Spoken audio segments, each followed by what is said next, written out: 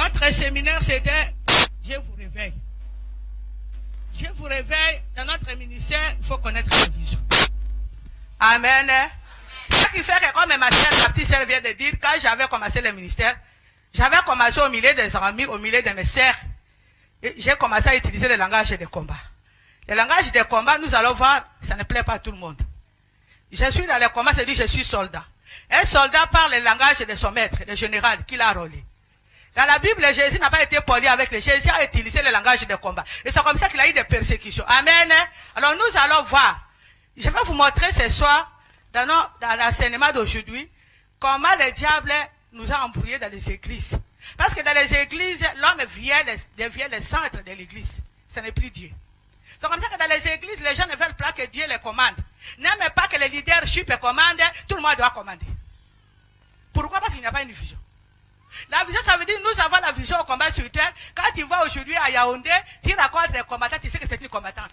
On parle le même langage, on adore la même chose. Tu atterris aujourd'hui même à l'aéroport. Ça, quand tu te présentes, c'est le frère, tu attends seulement quelqu'un parler. Oh, mais c'est du combat. Oui, je suis du combat. Parce que nous avons une vision, la façon de parler, la façon de chanter, la façon d'adorer. Nous adorons la même chose partout. Amen. C'est ça la vision. Amen. Alors nous allons voir ce soir comment Dieu confie un ministère. Un ministère que Dieu nous a confié avec une vision, une révélation. Ça ne vient pas comme un pas d'hier du Nia. Je suis une femme, je suis couturière, je suis sociologue. Amen. Je n'ai pas travaillé en tant que sociologue, mais j'ai plus travaillé comme couturière. Amen. J'ai fait la haute couture à Bruxelles et c'est là où maintenant j'ai œuvré dans la couture jusqu'au moment où le Seigneur m'avait appelé. Amen. Ça veut dire, dans l'histoire des combats spirituels, je ne savais pas. Je me suis converti, comme mon mari a dit, dans l'église pentecôtiste. Et puis, j'ai trouvé que c'est la même chose. J'ai trouvé que les gens enseignaient des choses auxquelles ils ne vivaient pas. J'ai compris que les gens enseignaient la parole de Dieu et les gens ne vivaient pas. Tout de suite là, j'avais compris. C'est une grâce de Dieu. Parce qu'aucun homme qui a vu ça en Afrique, que les gens prêchaient des mensonges. Quelqu'un va vous prêcher que le mariage c'est bon, mais lui-même ne vit pas le bon mariage. Quelqu'un va vous prêcher la prospérité, mais lui-même n'est pas prospère. C'est le mensonge. Et j'ai vu ça. Voilà pourquoi, la raison pour laquelle j'ai demandé au Seigneur pourquoi. Quelqu'un va être patient debout, il vous enseigne la parole avec puissance, mais il ne vit pas la parole de Dieu. Il y a un problème. Lorsque je suis arrivé à l'église, j'ai trouvé les problèmes. Les gens étaient pauvres, les gens étaient bloqués, les gens divorçaient. Les pauvres femmes qui ont laissé le mari d'autrui, deuxième et troisième femme, ont fait 10 ans, 15 ans, ils sont restés célibataires sans jamais se marier. Il y a un problème à l'église en Afrique. Le blocage de la pauvreté, ça. Mais les gens, oh, j'ai la foi. Ça va venir quand? Tu as fait 10 ans, 15 ans, l'homme ne se convertit pas. Pourquoi? Mais tu es diaconesse. Nous allons voir ces choses. Moi, j'ai vu, Dieu m'a fait la grâce de voir ces choses et j'ai commencé à demander au Seigneur pourquoi. Parce qu'aucune personne ne pouvait m'expliquer parce qu'eux-mêmes vivaient le problème. Eux-mêmes ne voyaient pas. Moi, j'ai vu et j'ai commencé à demander au Seigneur pourquoi. Amen. Voilà pourquoi le Seigneur arrive à nous donner le ministère de combat spirituel qui agite le monde aujourd'hui. Le ministère de combat spirituel agite parce que nous parlons des démons, bien sûr, et de Satan, et des sorciers. Et ça n'a pas plu aux Africains. Parce que la vie africaine, la vie cachée, c'est la sorcellerie. C'est une vie qu'on ne peut pas dévoiler dans la famille. Même un enfant, un sorcier, il te mange la nuit et puis il te dira pas que maman, je vais te tout. Donc c'est un mythe. C'est une vie cachée. Et maintenant, aucune église, même les catholiques qui sont arrivés, ils ont collaboré à corps avec la sorcellerie. Avec la coutume. Ils ont ajouté la coutume à l'église catholique. Et nous sommes la première communauté à dénoncer ces choses. Pourquoi le diable s'est agité? De la même façon avec Jésus. Lorsque Jésus est venu en Israël, il est le premier qui a parlé des démons. Amen. Jésus arrive et il trouve les pharisiens. Il y avait déjà l'église, mais Jésus arrive maintenant pour la première fois avec le mystère de la délivrance. Il commence à traiter les gens. Vous êtes possédés et ça a donné l'agitation. Amen. Et quand j'ai lu les 4 évangiles, moi j'ai dit mais comment? Il y a des fois des gens qui venaient cracher sur la figure de Jésus. Il y a des gens qui venaient avec des cailloux jetés sur Jésus. Chaque fois que Jésus parlait, les gens étaient mal à l'aise. Chaque mot que Jésus sortait, les gens n'étaient pas d'accord. Chaque mot que Jésus donnait, tout le monde était ajouté. C'est comme ça que chaque fois, on disait, il a un démon. C'est comme ça qu'on disait à Jésus, il fait le miracle avec les princes des bleuets, bourg. Il faut bien lire l'évangile pour être combattant. Si un chrétien ne vit pas la vie de Jésus, c'est qu'il n'est pas chrétien. Paul a dit, les disciples n'est pas plus grand que son maître. C'est que Jésus a vécu, un bon chrétien doit vivre. Jésus a dit dans Jean, s'ils m'ont haï, ils vous haïront, vous qui vous sommes mes disciples. C'est que si vous êtes combattant, vous devez être fiers. Qu'on vous persécute, qu'on vous injure. Parce que vous êtes sur le bon chemin. Le chemin de Jésus. Amen. Alors, j'arrive à l'église, je trouve un problème, les gens sont bloqués, la pauvreté, les divorces, les célibats, tout ce que vous voulez. Moi, je suis venu, j'étais bien, je vous dis. Lorsque je me suis converti, j'étais couturière. À Lubumbashi, je faisais mes défilés de mode à l'hôtel Caravia. J'étais bien, j'ai habillé les femmes des PDG, les femmes des ministres. Donc, je n'étais pas, même les noms, j'étais connu avant les ministères. Avec la couture. J'étais une vedette. Ma mère, ça allait là. Quand je les connais, elle était la femme de général à Lubumbashi, les grandes dames. Et moi, j'étais leur couturière. Amen. Donc, je n'étais pas, donc, à cette époque-là, j'étais connu. Parce que, même pour la couture, le Seigneur m'avait donné les dons. Quand j'ai fait quelque chose, je le fais bien. Même quand je suis venu au Seigneur avec les combats, je le fais bien. Je ne suis pas une femme qui fait les choses à moitié, non. Quand je entreprends une chose, je le fais bien. Alors même avec les persécutions, je le fais bien et très bien. Amen. Alors, j'arrive à l'église, voilà comment j'ai commencé le combat. J'étais à l'église, j'étais dans beaucoup d'églises. À l'église des Ambemalam, on s'était converti. Et puis après, je suis venu à Kinshasa. J'étais à Ifa, chez maman, tout me plus plein d'évangile. Amen. Et puis c'est cuifi. Et puis après, le Seigneur a commencé. Pendant 7 ans, j'avais déjà mes enseignements de combat. Amen. Quand j'étais à l'église de plein d'évangile et à Koufi, c'est à ce moment-là que j'ai commencé vraiment à voir clair dans le combat. Que j'ai eu mes enseignements. Que j'ai commencé justement à parler des démons. Avec mes sœurs. Je voyais réellement des démons. Et ils ne voyaient pas. Quand je dis ça à quelqu'un, mais ils ont la démon. Tu vois, c'est des langages que les gens n'ont pas habitués. Ils ne sont pas habitués. Amen. Et les gens ne voulaient plus de moi. Et le Seigneur m'avait dit que c'était parce qu'à ce moment-là, il fallait que ce soit comme ça pour choisir les bons disciples qui allaient me suivre avec mon mari. Amen. C'est comme ça, lorsqu'on a commencé le ministère, le Seigneur, on a bien commencé le ministère à Brazzaville. C'est là où j'ai commencé le ministère. Quand on a commencé le ministère, le Seigneur m'avait dit, tu commences le ministère à Brazzaville pour ne pas s'aimer, les gens ne te suivent pas par Satima Kinshasa. Comme à Brazzaville, il n'y avait rien, Sassou était au pouvoir. À la première époque, le communisme était là. Le Seigneur m'a dit, va amener les réveils au Congo-Brazzaville. Comme ça que j'ai traversé, j'ai commencé le ministère. Amen. Le ministère des combats, on a commencé, je n'avais pas de dîmes et les offrandes. J'avais vendu tous les bijoux que j'avais. Le Seigneur m'a dit à Brazzaville, si tu veux gagner les mamans de Brazza, j'avais commencé avec les Sifemissé. Congo-Brazzaville est attaché à son travail. Il est français, il est attaché à son argent. Toi, tu loues les salles. Tu payes tout. Toi, tu amènes seulement la parole. Le Seigneur m'avait dit que le ministère sera un message très puissant. Un message très dangereux. Faites attention. Ne prends pas les cadeaux des gens. J'ai fait au Congo-Brazzaville 10 ans. Je n'ai jamais pris les cadeaux des gens. Je n'ai jamais mangé chez les gens. Voilà la vision. C'est tout ça, c'est la vision. C'est tout ça, ça fait partie de la vision. On ne parle pas chez les gens, surtout bandimi. On ne mange pas chez les bandimi.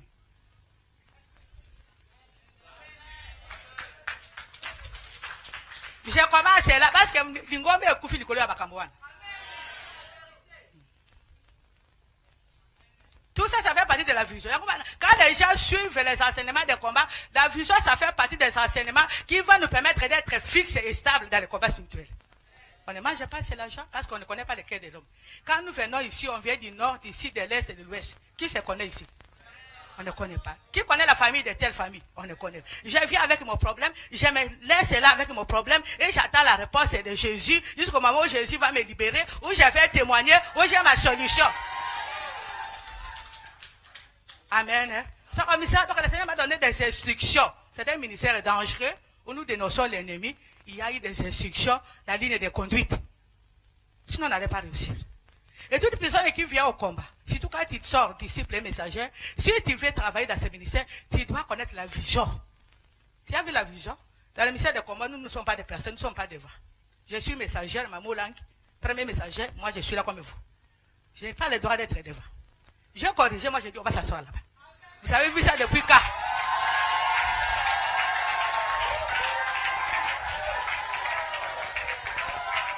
Amen. Nous, on n'est pas des pasteurs.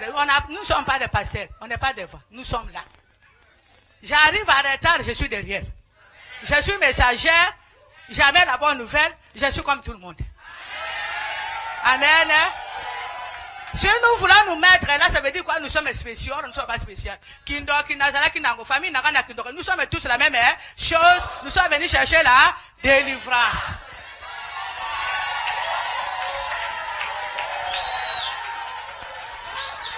Amen. Voilà pourquoi quand le message de combat arrive, ça agite les gens. Parce que moi, si j'arrive, je corrige. Et je corrige même devant tout le monde. Parce que tout le monde doit connaître la vision. Amen. Si aujourd'hui il est disciple, il va aujourd'hui à Pologne, il trouve ce que je fais aujourd'hui, il va appeler là-bas les missionnaires, il dit j'avais vu Maman Olang faire ça.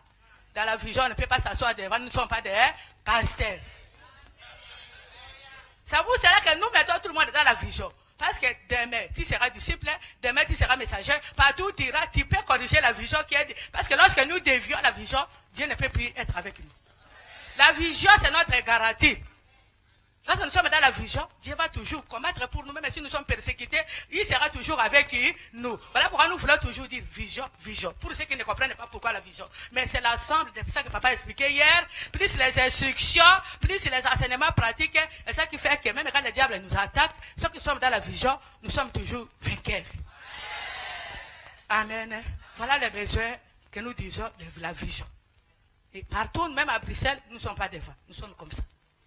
Parce que nous sommes, comme même aujourd'hui, s'il y a quelqu'un qui arrive à l'état, on va mettre une chaise là et peut s'asseoir. Elle arrive à l'état, même ici, on peut ajouter des chaises, on peut s'asseoir là. Amen. Parce qu'il n'y a pas, nous sommes des disciples, nous sommes des messagers. Les serments que vous allez prêter aujourd'hui, c'est les serments que j'ai prêtés. Que les Marie-Madeleine ont prêté, que les pionnières ont prêté, que les Déborah ont prêté. Moi, je l'ai prêté. Vous prêtez, c'est le même serment que nous disons à Jésus. Je suis disciple, je suis disciple, je suis messagère. Partout, tu m'as verras gérer, tu m'as géré n'importe quoi, je dormirai n'importe où. Donc, il y a déjà un serment. Amen. Voilà la vision que nous allons partager aujourd'hui. Comment Dieu confie un ministère. Le ministère ne vient pas comme ça. Dieu appelle quelqu'un, il vous confirme, parce que quand Dieu te confie un ministère, il a un plan merveilleux. Il t'amène vers de grandes choses, à découvrir de grandes choses. Quand tu viens au combat, Dieu va t'apprendre des choses que tu ne connaissais pas. C'est comme s'il faut comprendre, il faut connaître la vision pour que tu puisses avoir la victoire. Si tu ne connais pas la vision, le diable viendra vous tromper toujours. Parce que tu ne connais pas la vision. Quand on a dit magicienne, toi aussi, je crois. Non, il n'y a pas la magie. Toi, tu ouvres là, on a dit à Jésus qu'il est magicien aussi. Parce que tu connais la vision, tu connais ce qu'on a fait à Jésus. Mais lorsque tu n'es pas affermi, tu ne connais pas la vision, n'importe qui viendra te dire. À Kinshasa, il y a 2 semaines, les satanistes, parce que les combats à Kinshasa, c'est pour... Depuis qu'au début, tous les pasteurs nous critiquaient. Toutes les églises nous critiquaient.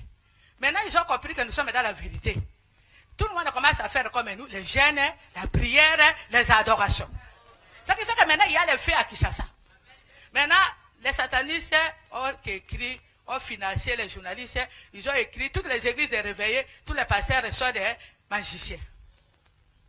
Maman Olangi, papa Olangi numéro 2. Les autres, numéro 1, on a tout le monde, les Bethel, tout le monde, les journaux sont sortis. Tout le monde s'est acheté, tous les pasteurs. Qu'est-ce que vous voyez ça? Moi, je dis rien du tout. Maintenant, comme nous sommes devenus tous des magiciens, c'est bon. Comme hier, c'était moi, aujourd'hui, y compris vous, acclamons le Seigneur parce que c'est bon.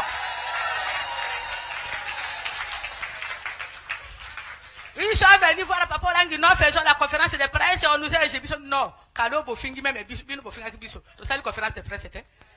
On ne se justifie pas. Vous êtes magicien, Dieu va prouver qu'il y a un magicien qui n'est pas magicien. Amen. Alors, comme vous m'avez suivi maintenant, vous êtes tous des magiciens, c'est bon. Amen. C'est le diable. Quand tu connais la vision, tu connais. Chez les combattants, c'est ça. Quand le journal est passé, après 2-3 jours, nous avons terminé les 14 jours du match. Et puis lundi, l'autre titre arrive. Maman Olang est à prison. Pendant que je suis à la maison. Amen. Les combattants étaient fériés. On raconte l'histoire là, maman Lang est en prison. Pourquoi? Parce qu'il a prié pour une maman qui lui a amené $3000. Alors, quand cette maman est allée prier dans la salle de bain, la maman là a limoué, à combien pas mal dans une photo?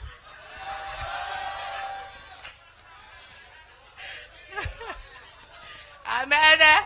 Tous les combattants agités. On a compris. Les journalistes sont venus. Non? Toutes les TV, les techniciens, maman, parce qu'on devait marier les gens les 10. J'étais à la maison. J'étais à la maison. Mais je suis là, la télévision, la téléphone. Il n'y a pas de réponse. Nous allons terminer les 14 jours. Celui qui a écrit, peut-être il avait une femme de nuit pendant les 14 jours. Moi, je suis à Boutouaki. Peut-être il avait beaucoup de prisonniers. Avec 14 jours, les prisonniers sont libérés. Voilà pourquoi il est en colère. Tout ce que je sais que nous avons combattre le diable et Jésus. Lorsque nous gênons, il y a beaucoup de dégâts dans le monde spirituel. C'est tout à fait normal. C'est ça.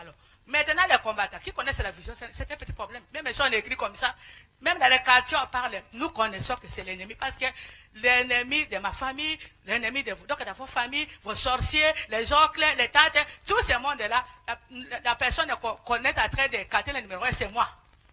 Parce que c'est au travers les renseignements que vous découvrez qui est un sorcier qui n'est pas. Vous savez, lorsque nous sommes venus au ministère, maman Daniel m'a toujours dit, c'est maman Daniel de Paris.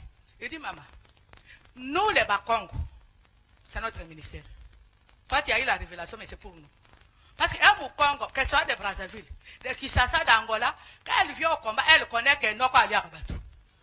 Donc les Bakongo ne vient pas découvrir l'ennemi au ministère, il connaissait l'ennemi, il vient combattre l'ennemi au ministère. Mais il dit, vous découvrez l'ennemi dans les ministères. Vous voyez bien le côté.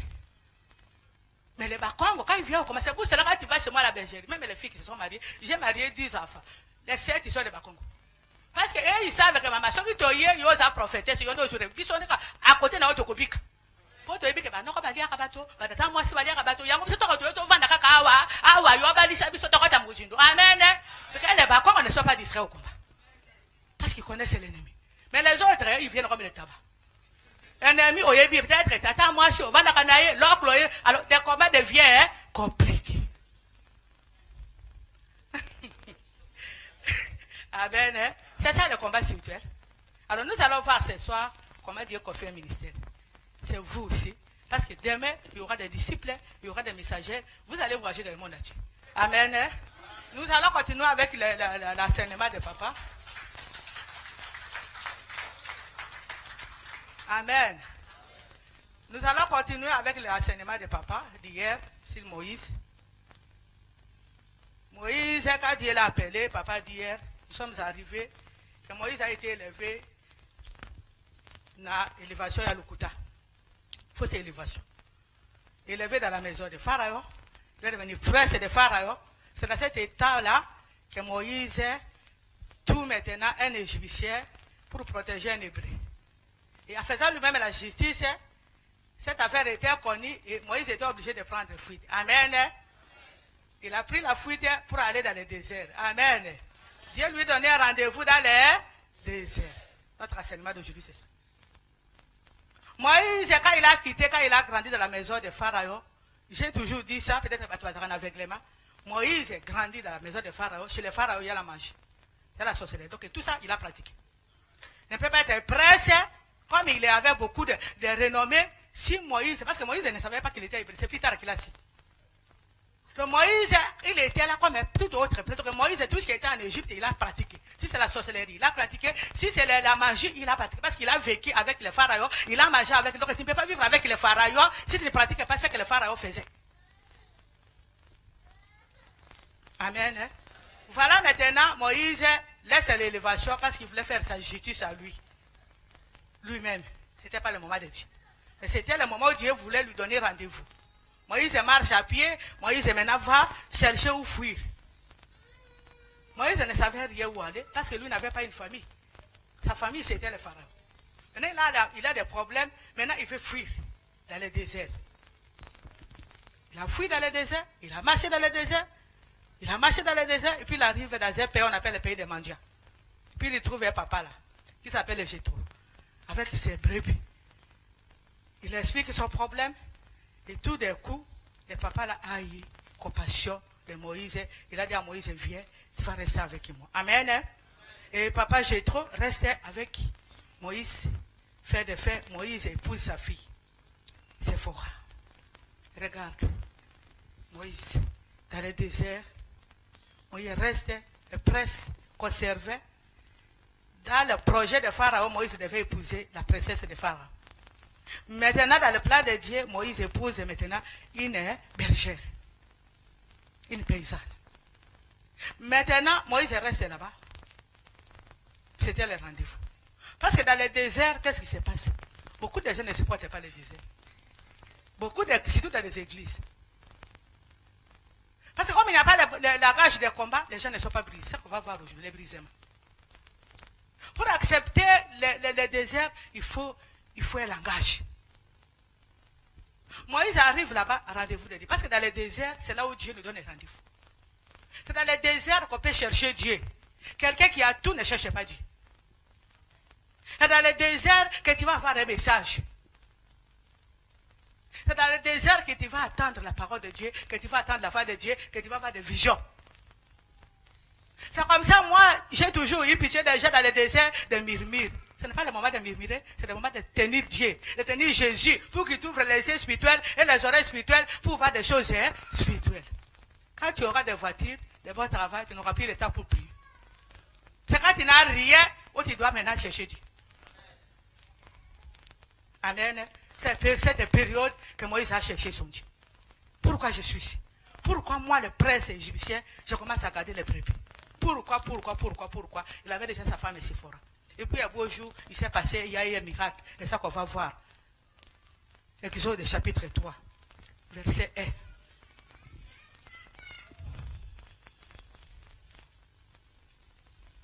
Moïse faisait paître le troupeau de Jéthro, son père, sacrificateur de Madian. Son beau-père, sacrificateur de Madian. Et il mena le troupeau derrière le désert et vint à la montagne de Dieu à Horeb. L'ange de l'Éternel lui apparut dans une flamme de feu, au milieu d'une buisson. Moïse regarda et voici le buisson était tout en feu, et le buisson ne se consumait point. Moïse dit, je vais me détourner pour voir quelle est cette grande vision, et pourquoi le buisson ne se consume point. Amen. Amen. On s'arrête là-bas. Amen. Quand Moïse était là, qu'est-ce que Dieu visait? Dieu voulait amener Moïse dans une école de brisement. Dieu savait que c'est Moïse qui allait être le libérateur. Il n'allait pas être le libérateur en quittant la maison de Pharaon directement libérer le peuple. Il fallait passer dans une école que nous appelons l'école de brisement. Amen. Dans cette école de brisement, la Bible dit que Moïse faisait paître les troupeaux de son beau-père Jéthro. Voilà le prince égyptien qui est en train de paître les troupeaux maintenant. Brisement. Boyebi ba meme wana bakosuba nakati ya sobe tu es seulement avec qui? Quelle école? Il faut apprendre comment les nourrir, comment parler aux animaux. Cette école de prison. Il faisait, et puis quand il fait chaud, nakati ya sobe la chaleur il faisait paître les troupeaux. C'est une école de prison. Dans le désert, Moïse faisait paître. Quand il y a mort, l'école de brisement. Brisement, ça veut dire quoi? L'humilité. Qu'on me quitte ça. Quelqu'un qui a tout ne peut pas s'humilier. Pourquoi l'église est coufaka? Parce que mon union soit koya na bonga linga comme mokonzi. Akofa na diplôme na boye langa quitte parce que moi quand je prêche ça avec des exemples. Mon akoya na bonga na yena fati na ye alingi comme maman diaconesse. Il va être brisé car au combat ce n'est pas ça. Au combat nous sommes tous de Moïse, passés par le brisement, c'est une école. Quel que soit, que tu sois ministre général et moi dans tous ces ministères, quel que soit Brazzaville, je vis des ministres dans ces ministères, même quand tu arrives et tu feras les 21 jours, tu dormiras par terre. Tout le monde, c'est une école de brisement. Moïse était là, dans cette école de brisement. Imaginez-vous pour quelqu'un qu'on servait, qu'est-ce que tu veux, monsieur, qu'est-ce que tu veux. Maintenant, c'est lui qui sert les animaux. On a dit Anzambi. Mais elle est Anzambi, c'est un mototé. Amen. Moïse ne pouvait pas libérer le peuple d'Israël avec moi. Vous voyez, moi tel que je suis là. Vous me voyez, moi, Moïse. Je suis le prince égyptien. Non, ça ne peut pas marcher. Pour libérer le peuple d'Israël, il devait d'abord lui-même faire les expériences de brebis. Garder les brebis. Avoir la patience. Amen. Et c'est dans cette école-là que Dieu lui a donné rendez-vous. Parce que dans cette école-là, il a cherché Dieu, il a médité. Pourquoi? Il est entré sur lui-même. Amen. Et qui peut accepter les brisements? Il n'y a que les gens qui sont nés de nouveau. Si on n'est pas né de nouveau, on ne peut pas accepter les brisements. C'est dit. Et naître de nouveau, c'est quoi? Naître de nouveau, c'est un changement de vie. Ça dit quoi? Quand Nicodème a trouvé Jésus, il a demandé à Jésus, qu'est-ce que je dois faire pour être sauvé? Jésus a dit, il faut que vous t'emballiez nouvelle naissance. Il faut naître de nouveau. Beaucoup de gens croient naître de nouveau dans les églises, même au combat, ils ne sont pas nés de nouveau. Parce que naître de nouveau, c'est un changement de vie. Ça veut dire, hier nous étions avec le diable, aujourd'hui nous sommes avec Dieu. C'est un changement de royaume. Hier nous étions dans le royaume des ténèbres, d'abord être convaincu. La première c'est que les chrétiens, éviter que tout ça qui est dans les ténèbres. Tout ce qu'on faisait hier, et ça qui est lumière, fétiche, kishi, renoir, famille, collier à bouton, et ça qui est ténèbres, et ça qui est lumière, ténèbres. Tu ne sauras jamais comprendre les enseignements de combat si dans ton cœur, tu ne sais pas que tu étais dans les ténèbres. Quel que soit ce que tu as fait, tel que tu es, que moi j'étais, nous avons consulté les féticheurs, dans la famille, nous avons eu la protection. Tout ça s'appelle les ténèbres. Nous les femmes, nous avons fait des fétiches pour protéger nos mariages. Nous avons fait n'importe quoi. Nous avons fait nourrir les hommes avec n'importe quoi. Quelquefois les féticheurs donnaient des poussières. Quand nous tu en as foufou. Quand nous tu en as pondu. J'ai toujours posé la question, poussière, qui a vu dans le microscope, c'est quoi? Peut-être des caca.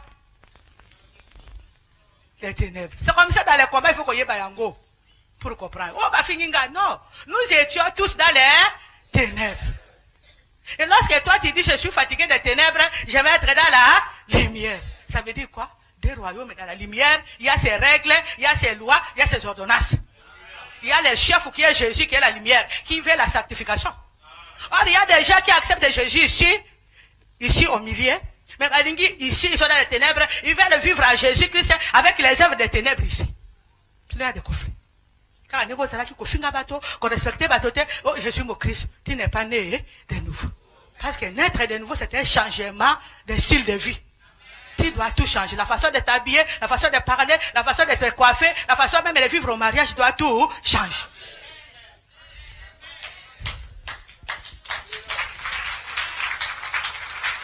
Même quand on est célibataire, naître de nouveau, même c'est la choix de fiancé. Hier, lorsque nous étions fiancés, ok, pas fiancé, ok, qu'on vende. Non, ce n'est pas ça. Tant qu'on nous a là, on a fiancé, non, ce n'est pas ça à Jésus. Ici, quand nous étions dans le monde, même ici en Europe, les fiancés mettent dans la main, parce qu'on s'embrasse, ça n'a pas bus, ça amène la sexualité, non. Quand tu viens ici, il n'y a pas de bis, il n'y a pas de main à main. Ici, c'est la sanctification. Vous êtes fiancés, vous êtes au banga nzambe. Amen. C'est cette vie-là. Naître de nouveau, c'est un changement de style de vie. Même pour les mariages. La façon de vivre avec ta femme, la façon de vivre pendant les fiançailles, la façon de vivre même dans les mariages, de faire des affaires. Tout doit changer. Changement de style de vie, changement d'opinion. C'est ça naître de nouveau. Changement de royaume. Vous changez au royaume, mais à ténèbres, quand on a soupçon, souscription à tout moment. C'est ça, au royaume yakuna. Tu n'es pas brisé. Vous allez briser. Yo ça mon Christ, yo ça mon pangano, yo ça le monde des ténèbres.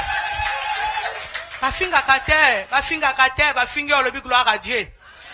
Comme sans âme pour les injures. Jésus a dit à moi la vengeance, à moi la rétribution. Yo ningo ça le moment où tu as venger ma kamuna. Alors qu'est-ce que Dieu va faire pour toi? On ne peut pas, si on n'est pas né de nouveau, on n'a pas encore compris d'où j'étais. Le royaume que j'ai servi là-bas, tu as servi Bandoki, tu as servi Batoye Kobo, au conseil en bon, balek, non, baba la kate, si tu chez les papas, osana balek, qui baba la kanabangote, bala la kanamimba, oya aboti na mobile boy, oya aboti papa na bango yo, faut te la rabaye Kobo, babata rabana. Oya na mo Christ, tu continues. C'est ma famille, oui, c'est la famille, mais famille, qui pratique. Parce que quand il y aura la lumière, il y aura la ténèbres. Tobo est famille, les familles, il y a la moussala, il y a passe, il y a Congo passe. Baba la kate, kake kobo, oya aboti, kasi ya tete la bana danga bako ta classe, mais yo, moussala osala kaye kobo. Pourquoi ces hommes-là sont capables de supporter les études des enfants? Ça, c'est le langage de combat. Naître de nouveau, ça veut dire quoi? C'est accepter le langage de Jésus. Et le langage de Jésus, ce n'est pas le langage des hommes. C'est comme ça que Jésus a eu des problèmes. Un jour, on lui a dit que Hérode a dit ceci, cela. On a amené à Jésus. Jésus a dit, va dire à ces renards. Réponse de Jésus. Jésus, un jour, là, tu es arrivé, là, tu trouvé Zachée.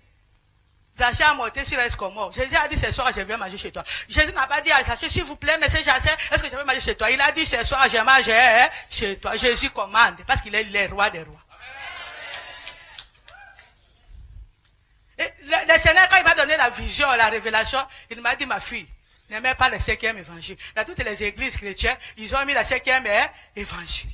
C'est quoi? Évangile où l'homme est au centre des terrains. Où on doit lui parler gentiment. Ou non, on a un motomoudène. Quel motomoudène? Dans le bar motomoudène, yo yé n'a pas de notion de yo, mais pour nous y quitter motomoudène les aïesso. Ngane na salaire infirmière. Alors c'est que je t'ai dit, tu dois obéir. Amen. Mais c'est le langage là que les gens ne supportent pas. Jésus n'a jamais dit s'il vous plaît. Il a dit à la Samaritaine, donnez-moi à boire. Vous avez déjà dit, il a déjà commandé. Il a dit, donnez-moi s'il vous plaît à boire. Non. Il a dit à sa maman, femme qui a été entre toi et moi. Parce que Jésus savait qu'il est le roi des rois. Il y a, quand les gens sont possédés, il n'y a que des commandements qu'on doit donner aux gens qui sont possédés. On ne peut pas parler gentiment aux démons. Quand Marie a parlé, c'était le démon d'orgueil. Je suis la maman de Jésus. Jésus voulait la rabaisser pour dire, femme qui a été entre toi et moi. Les gens d'aujourd'hui, ils étaient orgueilleux. Le va le s'il vous plaît, jamais. Ngala ko s'il vous plaît, aux gens bademo, ma sœur, aux gens bademo. Le cas de revanche. Attends, aux gens l'umbisanga tout cas, aux gens bademo kota mozindu. C'est le langage là que les gens ne supportent pas. Oh, kuna bato bakanga la rabato. Oh, il a lobi bien. A lobi là non so bademo, mais là non so bademo parce que tant que wana moto moko azala ki délivrer azala ki te. Ngane ba fungola ki miso que je voyais les démons bien. Na mona ka bien bademo. Donc vous voulez que je dise à côté maman à quoi ne vient non. S'il y a des démos, tu vas non ça va ko finga ka bato. Madame na biso de bato tout le monde ko zanda ba démos. Amen. Parce que dans le combat, c'est la vérité. Tout ce que le diable est la vérité, il veut toujours. Oh, pourquoi il m'a dit ça devant les gens? Mais devant les gens, tout ce que je te dis là, tout le monde sait qu'on y va. Laissez-moi te dire devant les gens. Amen. Hein? Parce que les gens ne sont pas brisés. Quand on n'est pas brisé, on n'accepte pas l'autorité. Et deuxième élément, quand on n'est pas brisé, ça veut dire quelque part dans la famille, tu es sur le trône. Nous tous nous sommes sur le trône. Ça dépend des noms que tu as portés dans la famille. Si tu as porté le nom d'une sœur, d'une tante qui était reine de la famille, tu es reine, automatiquement. Si tu as porté le nom d'un oncle qui était chef de famille, tu deviens chef. Même quand tu es enfant, même chez ton père. Quand quelqu'un est, même inconsciemment, tu es sur le trône, tu ne peux pas aimer l'autorité de quelqu'un d'autre.